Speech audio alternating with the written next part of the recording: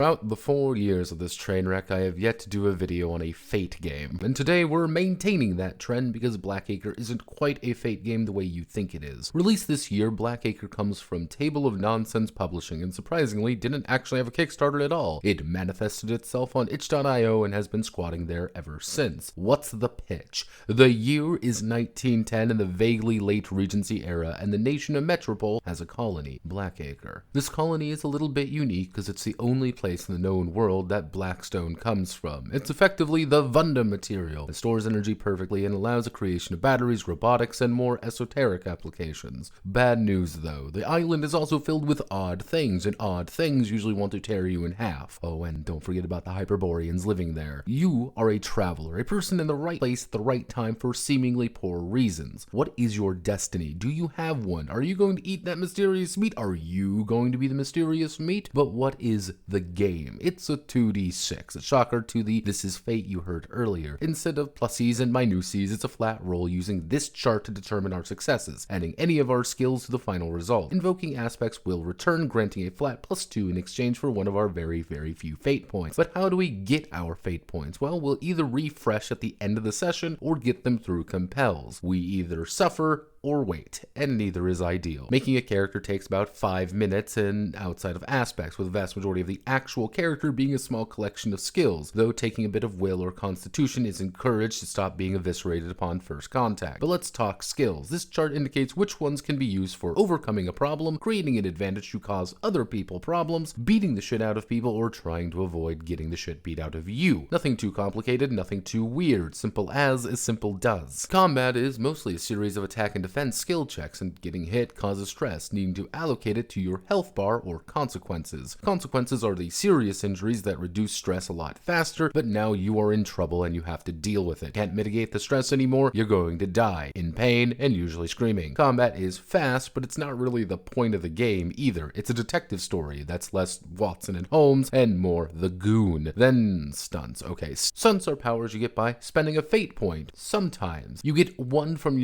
one of your 4 backgrounds and 1 from your best skill, which is to say there is 1 stunt per skill. You can get more by reducing your refresh pool, but that means less fate points to actually work with, and suffering builds character. Alright, let's cut to the chase here a little bit. Blackacre is fine. I like it more when it's doing its own thing than rather relying on those fate-isms, which feel more like an obligation than a natural part of the game. But the real draw is the setting, which takes up a solid half of the book, explaining some of the more mysterious goings-on and the more esoteric nightmares on the island. The dev is saying he wants to add more stuff and expand things out, so that's a plus. But you may get more out of this book as a setting than as a game. But is that necessarily a bad thing? My name is Notepad, and this was Blackacre. If you like what I do here, feel free to like, comment, and subscribe. Many thanks to the benefactors of Club Songwin for their continued support. Godspeed and good luck.